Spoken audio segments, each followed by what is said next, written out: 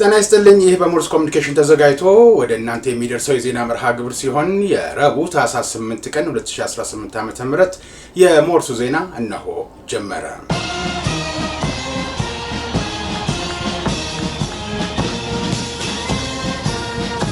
ተመልካቾቻችን አሁን ስቱዲዮ ውስጥ ሆነን ሰበር ዜና ከጋምቤላ መኖሩን የሞርስ ምንጮቻችን ስልካቸው እየገባ እንደሆነ ተረድተናል። በጋምቤላ ምን ተፈጠረ? መረጃው እንደደረሰን እናሰማችኋለን። ይህችን ውብና ታሪካዊት ሀገር በውትድርና በማገልገልና ለሰላምና ልማቷ መታገል ታላቅነትና መታደልም ጭምር ነው።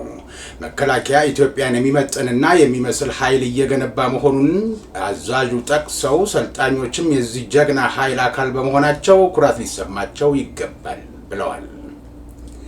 ጀነራል ታደሰ ጊዜያዊ አስተዳደሩን ልዑካን ቡድን አስከትለው ወደ አዲስ አበባ አቅንተዋል። በአንዳንድ አጠቃላይ ጉዳዮች ዙሪያ ከፌደራል መንግስቱ ባለስልጣናት ጋር ለመወያየት እንደሆነም የጊዜያዊ አስተዳደሩ ፕሬዝዳንት ጽህፈት ቤት ማምሻውን በማህበራዊ ትስስር ገጹ አመላክቷል።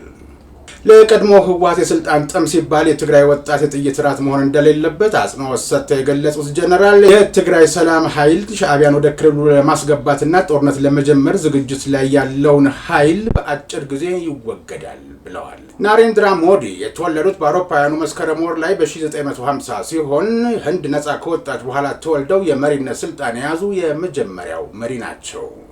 ሞዲ በሚከተሉት የጾም ስርዓት የሚታወቁ ሲሆን በአንዳንድ ወቅቶችም ሙሉ ለሙሉ ለ9 ቀናት ራሳቸውን ከምግብ አቅበው ትኩስ ውሃ ብቻ በመጠጣት እንደሚጾሙ ይነገራል። በቀን አንድ ጊዜ በመመገብ በመጾም ይታወቃሉ። ሞዲ በአስራዎቹ ዕድሜ ላይ ሳሉ በአጭር ጊዜ ከአገር አገር የሚዘዋወሩ መነኩሴ ነበሩ። በእርግጥ ሞዲ ማን ናቸው? በስፋት እንመለከታለን።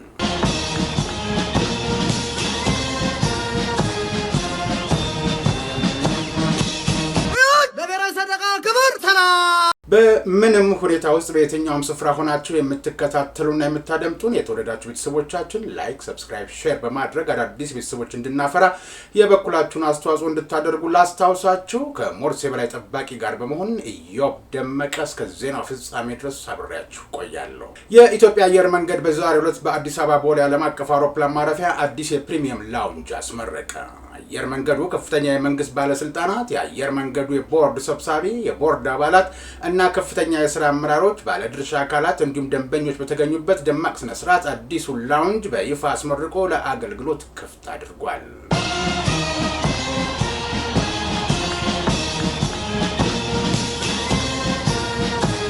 ኢትዮጵያ ጥንታዊ ስልጣኔንና ዘመናዊ ህልሞችን አጣምራ መያዟ ባይበገረነትና በጽናት እንድትቀጥል አድርጓታል ሲሉ የህንድ ጠቅላይ ሚኒስትር ናሬንድራ ሞዲ ተናገሩ። ጠቅላይ ሚኒስትሩ ይህን ያሉት በዛሬው ዕለት በስድስተኛው የህዝብ ተወካዮች እና የፌዴሬሽን ምክር ቤቶች 5ኛ ዓመት የሥራ ዘመን የጋራ ስብሰባ ላይ ባደረጉት ንግግር ነው። በኢትዮጵያ የህግ አውጪ ምክር ቤት ፊት ቀርበው ንግግር በማድረጋቸው ትልቅ ክብር እንደሚሰማቸው የጠቀሱት ናሬንድራ ሞዲ የሁለቱ ሀገራት ግንኙነት ለበርካታ ዓመታት የዘለቀና በጋራ ታሪክና ባህል ላይ የተመሰረተ መሆኑን አስታውሰዋል። ህንድ በተለይ በቴክኖሎጂ ሽግግር፣ በሳይበር ደህንነት፣ በአቅም ግንባታ፣ በግብርና፣ በትምህርትና በጤና ዘርፎች ከኢትዮጵያ ጋር በቅርበት ለመስራት ፍላጎት እንዳላት ተገልጿል። ጠቅላይ ሚኒስትሩ በንግግራቸው ወቅት የአድዋ ድልን በማንሳት ኢትዮጵያውያን ቀኝ ላለመገዛት በአንድነት ያደረጉትን ተጋድሎ እና ያስመዘገቡትን ድል አድንቀዋል። አዲስ የተገነባው የአድዋ ድል መታሰቢያም የኢትዮጵያ ወኔ፣ አንድነትና የማይናወጥ መንፈስን የሚያሳይ ኃይለኛ ምልክት መሆኑን ገልጸዋል። ይህ ሐውልት በቆራጥነት ራሷን ስለጠበቀች ኩሩ ሀገር መላውን ዓለም የሚያስታውስ መሆኑን አክለዋል። በተጨማሪም ህንድና ኢትዮጵያ በቀጠናዊ ሰላምና ጸጥታ ዘርፍ ያላቸው ትብብር ተጠናክሮ እንደሚቀጥል ጠቅላይ ሚኒስትሩ አመላክተዋል። ኢትዮጵያ ከዓለም ጥንታዊ ስልጣኔዎች መካከል አንዷ መሆኗን የገለጹት ናሬንድራ ሞዲ የሀገሪቱ ታሪክ ዛሬም በመልክዓ ምድሯና በህዝቦቿ ልብ ላይ ሕያው ሆኖ እንደሚታይ ገልጸዋል። ኢትዮጵያ የጥንካሬ፣ የአይበገሬነት፣ የኩራትና የለውጥ ምልክት መሆኗንም ጨምረው ተናግረዋል። በቆይታቸውም የኢትዮጵያ ጠቅላይ ሚኒስትር ዶክተር አብይ አህመድ ላበረከቱላቸው የክብር ኒሻን ምስጋና አቅርበዋል። የክብር ኒሻኑን የተቀበሉት በመላው የህንድ ህዝብ ስም መሆኑንም አስታውሰዋል። በዓለም መድረኮችም ህንድና ኢትዮጵያ ድምፃቸውን በማስተባበር ለታዳጊ ሀገራት መብት መከበር በጋራ መስራት እንዳለባቸው ጥሪ አቅርበዋል። ጠቅላይ ሚኒስትር ናሬንድራ ሞዲ በኢትዮጵያ የነበራቸውን የ2 ቀናት ቆይታ አጠናቀው ዛሬ በቦሌ ዓለም አቀፍ አውሮፕላን ማረፊያ በክብር ተሸኝተዋል። የህንዱ ጠቅላይ ሚኒስትር ናሬንድራ ሞዲ በክብር ተቀበለናቸው፣ በክብር ሸኘናቸው። ግን ናሬንድራ ሞዲ ማን ናቸው? ተጨማሪውን ተከታትለን እንመለስ። በዓለም የአገራት የመጣኔ ሀብት ደረጃ ላይ አሜሪካን፣ ቻይናን፣ ጀርመንና ጃፓንን ተከትላ በአምስተኛ ደረጃ ላይ የምትገኘውና በህዝብ ብዛት የዓለማችን ቀዳሚ ሀገር የሆነችው ህንድ 15ኛው ጠቅላይ ሚኒስትር የሆኑት ናሬንድራ ሞዲ ማን ናቸው?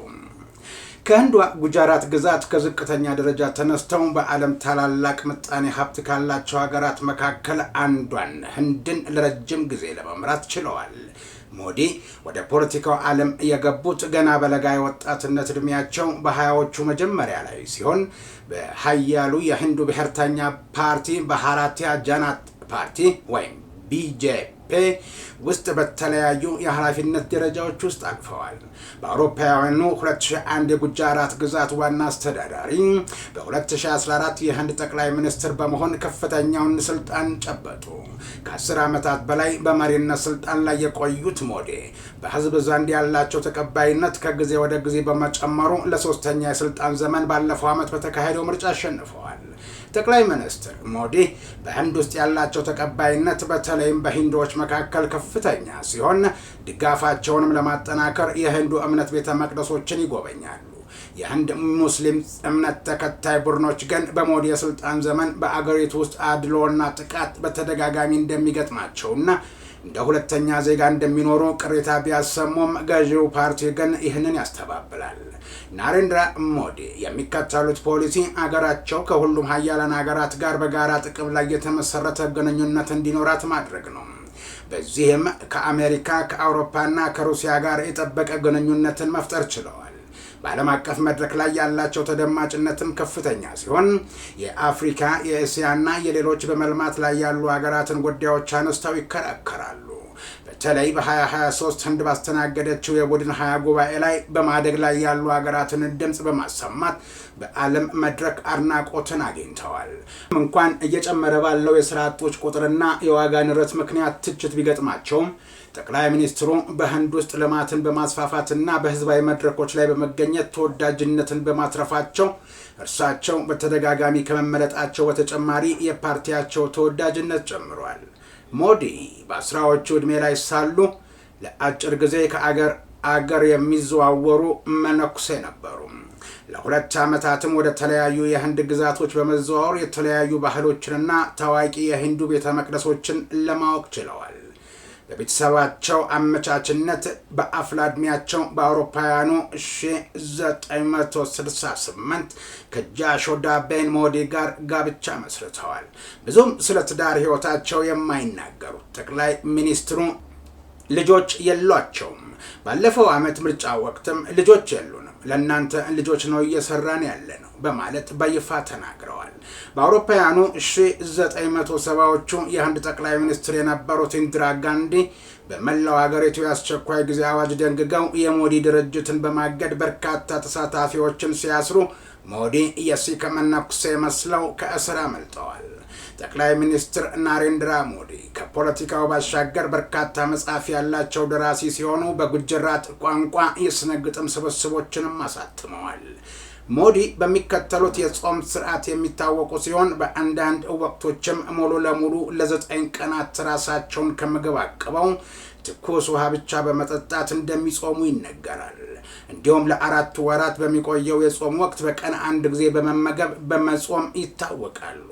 ከ10 ዓመታት በላይ በህንድ የጠቅላይ ሚኒስትርነት መንበር ላይ ያሉት ጠቅላይ ሚኒስትር ሞዲ እስካሁን አንድም ጊዜ ጋዜጣዊ መግለጫ ሰጥተው አያውቁም። ነገር ግን በጥንቃቄ የተዘጋጁ ጥቂት ቃለ ምልልሶችን ሰጥተዋል። ናሬንድራ ሞዲ የተወለዱት በአውሮፓውያኑ መስከረም ወር ላይ በ1950 ሲሆን ህንድ ነጻ ከወጣች በኋላ ተወልደው የመሪነትን ስልጣን የያዙ የመጀመሪያው መሪ ናቸው። ቀደምቶቹ ጠቅላይ ሚኒስትሮች በሙሉ የተወለዱት ህንድ በብሪታንያ ቀኝ ግዛት ስር ሳለች ነው። ለገጽታቸው ጠንቃቃ መሆናቸው የሚነገርላቸው ሞዲ በህዝብ ዘንድ ያላቸውን ገጽታ በጥንቃቄ መቅረጽ የቻሉ ናቸው። ከአለባበስ አንጻር በትውልድ አካባቢያቸው የሚታወቀውን ባህላዊ ልብስ የሚያዘወትሩ ሲሆን ፎቶአቸው በሰፊዋ ህንድ ውስጥ ከግዙፍ የማስታወቂያ ሰሌዳዎች እስከ ኮቪድ ክትባት የማይታይበት ቦታ የለም። ለይፋዊ የስራ ጉብኝት በኢትዮጵያ የነበሩት የህንዱ ጠቅላይ ሚኒስትር ናሬንድራ ሞዲ በህዝብ ተወካዮች ምክር ቤት ተገኝተው ለህዝብ እንደራሴዎች ንግግር አድርገዋል። ሞዲ ሮብ ታህሳስ 8 2018 ለፌዴሬሽንና ለህዝብ ተወካዮች ምክር ቤት አባላት ባደረጉት ንግግር ሁለቱ ሀገራት ያላቸውን ታሪካዊ ግንኙነት በማንሳት አድንቀዋል። በመካከላቸው ስገኝ ታላቅ ደስታ ይሰማኛል። እዚህ በኢትዮጵያ የአንበሶች ምድር በመገኘቴ ትልቅ ኩራት ይሰማኛል ብለዋል። በ1.4 ቢሊዮን ህንዳውያን ስምም የወዳጅነት የመልካም ምኞትና የወንድማማችነት ሰላምታዬን አቀርብላችኋለሁ ብለዋል። ጠቅላይ ሚኒስትር ዶክተር አብይ በተገኙበት ባደረጉት በዚህ ንግግር በህንድና በኢትዮጵያ መካከል ያለው ዘላቂ ትስስርን ጠንካራነት ገልጸዋል። ጠቅላይ ሚኒስትሩ በኢትዮጵያ ድር ቢያብር አንበሳ ያስር የሚል አባባል እንዳለ ተነግሮኛል። በህንድ ደግሞ ልቦች የሚያብሩ ከሆነ ተራራ መግፋት ይችላሉ የሚል አባባል አለን። እውነትም አብሮነት ጥንካሬ ነው፣ ትብብር ኃይል ነው ብለዋል። ዛሬ በዓለም ደቡባዊ ክፍል ያለው ህዝብ እንደ ጥንታዊ ስልጣኔ ባለቤት እንደ ወዳጅ ኢትዮጵያና ህንድ በጋራ ይቆማሉ ሲሉ በሁለቱ ሀገራት መካከል ያለውን ትብብር ጠቅሰዋል። የህንድ ኩባንያዎች ከ5 ቢሊዮን ዶላር በላይ በኢትዮጵያ ውስጥ መዋዕለ ንዋያቸውን ማፍሰሳቸውን የጠቀሱት ጠቅላይ ሚኒስትሩ በጨርቃጨርቅ፣ በማኒፋክቸሪንግ፣ በግብርና፣ በጤናና በሌሎች ዘርፎች ላይ ተሰማርተው እንደሚገኙ አክለዋል። የህንድ ኩባንያዎች ከየትኛውም የውጭ ባለሀብት በበለጠ በኢትዮጵያ ውስጥ ሀብታቸውን ያፈሰሱ መሆናቸውን ጠቅላይ ሚኒስትሩ ጠቅሰው ከ75,000 በላይ ለሚሆኑ ሰዎች የስራ ዕድል መፍጠራቸውንም አንስተዋል።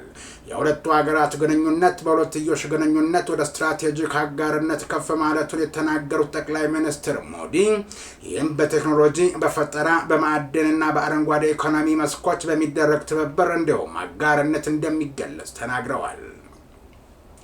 በኢትዮጵያና በህንድ መካከል ያለው ሁለንተናዊ ትብብር ተጠናክሮ ይቀጥላል ሲሉ የተናገሩት ጠቅላይ ሚኒስትሩ ሀገራቸው የምታደርገውን ድጋፍ ለማጠናከርም ያላቸውን ዝግጁነት ገልጸዋል።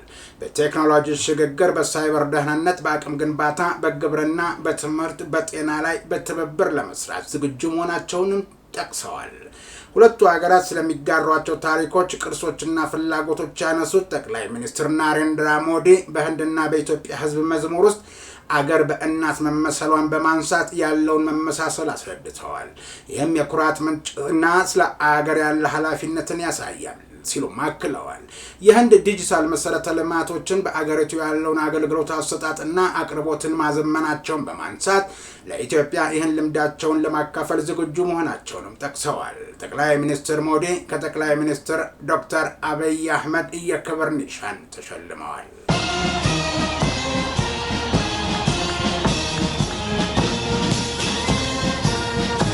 ዛሬ ታህሳስ 18 ቀን 2018 ዓ.ም በኤምባሲያችን በእስራኤል መከላከያ ሚኒስቴር የአፍሪካ ጉዳዮች ኃላፊ ኮሎኔል አቬዘር ሴጋል እና ባልደረቦቻቸው በተገኙበት የቫኑካ በዓል በጋራ ተከብሯል።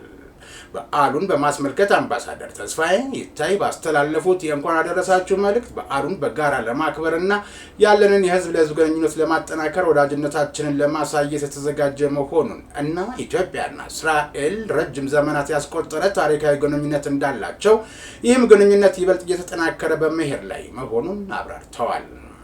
ቫኑካ በዓል በአይሁዳውያን ከሚከበሩ ታላላቅ በዓላት አንዱ ሲሆን የብርሃን በዓልም በመባል ይታወቃል። አይሁዳውያን በየዓመቱ በታህሳስ ወር ውስጥ ለተከታታይ 8 ቀናት የእስራኤል መለያ በሆነው ቀንዲል ሻማ በማብራት ይከበራል። ይህ በዓል ከክርስቶስ ልደት 200 ዓመት በፊት እስራኤላውያን ሃይማኖታቸውን ለመጠበቅ ከጥንት ግሪኮች ጋር ተዋግተው ድል ያደረጉበትና ቤተ መቅደሱን ድጋሚ ለአምልኮተ እግዚአብሔር የለዩበትን ጊዜ የሚያስቡበት በዓል ነው።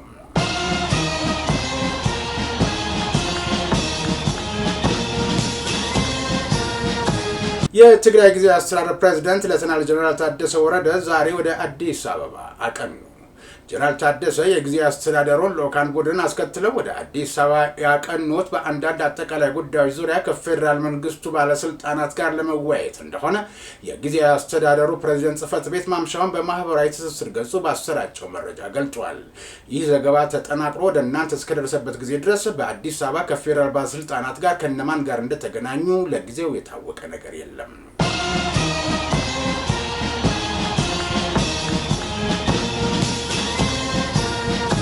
የተወደዳችሁ ቤተሰቦቻችን እስከዛሬ በእናንተ ድጋፍ እና የሞራል ስንቅ እዚህ ደርሰናል። አሁንም መቼም ድጋፋችሁና እገዛችሁ ያስፈልገናል። ላይክ፣ ሼር፣ ሰብስክራይብ ማድረጋችሁን አትዘንጉ። መልእክት ሰምተን ከተመለስን በኋላ ቀሪው ዜና ወደ እናንተ እናደርሳለን።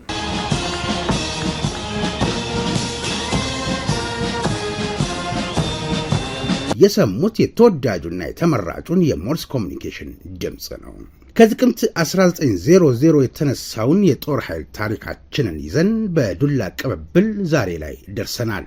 ይህ ሞርስ ኮሚኒኬሽን ነው። የኢትዮጵያን ሉዓላዊ ግዛት እየጠበቀና እያስከበረ ዛሬ ላይ ያደረሰውን፣ ትናንት ደሙን ያፈሰሰ አጥንቱን የከሰከሰውን እያመሰገንን፣ ታሪኩን እየተረክን፣ የፈጸመውን ጀብድ እየዘከርን፣ ለዛሬው የጦር ኃይል ብርታት እንዲሆነው እያደረግን፣ ለነገው ተተኪ ጀግንነትን እንዲወርስ ተግተን እንሰራለን። ጀግናን ማመስገን ጀግናን መፍጠር ነው። ኢትዮጵያንና ጀግኖቿን ያለ ሰብስክራይብ፣ ሼር፣ ላይክ ያድርግ። ይህ ሞርስ ኮሚኒኬሽን ነው። የኢትዮጵያን አምላክና የኢትዮጵያን ሕዝብ ይዞ የሚወድቅ የለም።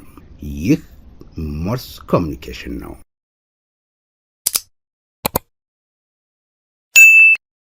የአዋሽ አርባ የውጊያ ቴክኒክ ትምህርት ቤት የስትራቴጂክ ኮር የሜካናይዝድ ሰልጣኞችን እያሰለጠነ መሆኑ ተገለጸ።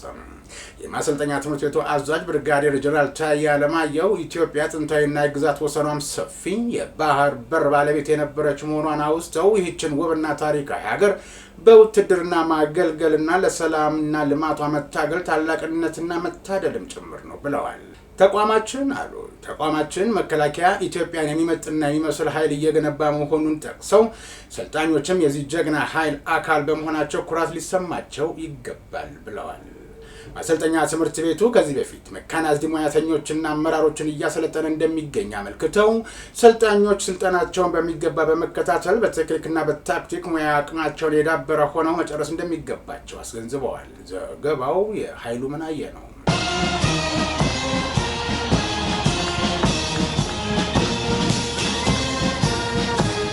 ዶክተር ደብረጽዮን ገብረ ሚካኤል የቀድሞ የህወሓት አመራር ኮሚቴ ስብሰባ ይካሄድ በነበረበት ወቅት የሀሳብ ልዩነት በመፈጠሩ ምክንያት ስብሰባውን ረግጠው መውጣታቸው የተሰማ ቢሆንም በምን አጀንዳ ሳይስማሙ ቀርተው ስብሰባውን ለመርገጥና ለመውጣት እንደተገደዱ ለማወቅ አልተቻለም።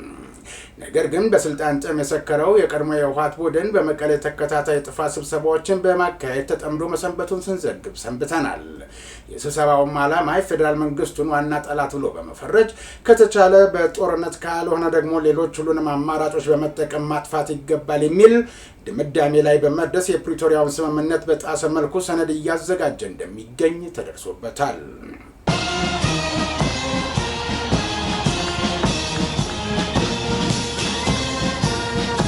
ይህ በእንዲህ እንዳለ ዋናው ዓላማችን ህወሓትን ከትግራይ ማጽዳት ነው ሲሉ ሜጀር ጀነራል ዘውዱ ኪሮስ መናገራቸው ተሰምቷል። የትግራይ ሰላም ኃይል ከፍተኛ አመራር የሆኑት ሜጀር ጀነራል ዘውዱ ኪሮስ የትግራይ ሰላም ኃይል ዋና ዓላማ ጨቋኙንና አፋኙን የህወሓት ኃይል ከትግራይ መሬት ማስወገድ ነው በማለት የቡድኑን ቁርጠኛ አቋም ይፋ አድርገዋል። ለነርሱ የስልጣን ጥም ሲባል የትግራይ ወጣት የጥይት ራት መሆን እንደሌለበት አጽንኦት ሰጥተው የገለጹት ሜጀር ጀነራል የትግራይ ሰላም ኃይል ሻዕቢያን ወደ ክልሉ ለማስገባትና ጦርነት ለመጀመር ዝግጅት ላይ ያለውን ኃይል በአጭር ጊዜ እንደሚያስወግድ አስረግጠው ገልጸዋል።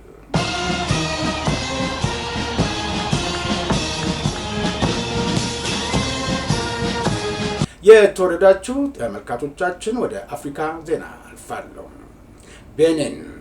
በቤኒን በዚህ ወር መጀመሪያ ላይ ከተደረገው የከሸፈ የመፈንቅለ መንግስት ሙከራ ጋር በተያያዘ አብዛኛዎቹ ወታደሮች የሆኑ 30 ሰዎች መታሰራቸውን የፈረንሳይ ዜና ወኪል ኤኤፍፒ ዘገበ። ወታደሮቹ የመንግስት ቴሌቪዥን ጣቢያን በመቆጣጠር መንግስት መፍረሱን አውጀው ነበር። ነገር ግን ይህ መፈንቅለ መንግስት ሙከራቸው ለመንግስት ታማኝ በሆኑ የሰራዊቱ አባላት በአየር ድብደባ እንዲሁም ከናይጄሪያና ከሌሎች የምዕራብ አፍሪካ አጋሮች በተገኘ ወታደራዊ ድጋፍ ሊከሽፍ ችሏል። ፈረንሳይም የሎጂስቲክስ ድጋፍ አድርጋለች። ኤኤፍፒ እንደዘገበው ተከሳሾቹ ማክሰኞ ዕለት የቅድመ ፍርድ ቤት ውሎ ከተደረገ በኋላ ወደ እስር ቤት ተልከዋል። በግለሰቦቹ ላይም የሀገር ክህደት፣ የግድያና የሀገር ደህንነት አደጋ ላይ የመጣል ክስ ተመስርቶባቸዋል። መፈንቅለ መንግስቱን መርተዋል የተባሉት ሌተናል ኮሎኔል ፓስካል ቲግሬ አሁንም በሽሽት ላይ ናቸው። የቤኒን ባለስልጣናት ወደ ቶጎ ዋና ከተማ ሎሜ መሸሻቸውን ይናገራሉ። የቤኒን መንግስት ቶጎ እኚህን ግለሰብና ሌሎች የሸሹ ወታደሮችን አሳልፋ እንድትሰጥ ጠይቋል። አማጺ ወታደሮቹ ፕሬዝዳንት ታሎን በሰሜን ቤኒን ያለውን የጸጥታ ሁኔታ በአግባቡ አልተቆጣጠሩም በሚል የከሰሱ ሲሆን በጤናና በሌሎች የህዝብ አገልግሎቶች ላይ የተደረገው ቅነሳም ተችተዋል። በተጨማሪም ፕሬዝዳንቱ የፖለቲካ እንቅስቃሴዎችን አፍነዋል ሲሉ ከሰዋል።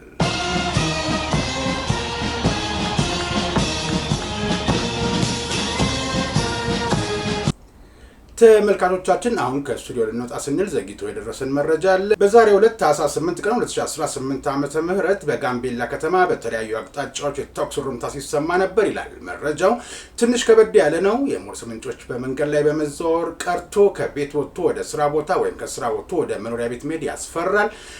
ተጎጆች ወደ ጤና ተቋም በመሄድ ሕክምና እየተደረገላቸው ስለመሆኑ ለጤና ተቋሙ ቅርብ የሆኑ ምንጮች ቢናገሩም ምን ያህል ሰዎች ወይም ተጎጆች የሕክምና እርዳታ እንዳገኙና የጉዳታቸው መጠን እንዴት ያለ እንደሆነ ለመግለጽ እና ለማወቅ አልቻልንም ብለዋል። ከተጎጆች ሌላ የሞተ ሰው ስለመኖሩም ይሁን የወደመ ንብረት ስለመኖሩ ለጊዜው አልታወቀም ነው ያሉት የሞርስ ምንጮች። በዚህ ዙሪያ ተጨማሪ ማብራሪያ እና መረጃ እንደደረሰን ወደ እናንተ የምናቀርብ መሆኑን ከወዲሁ እንገልጻለን።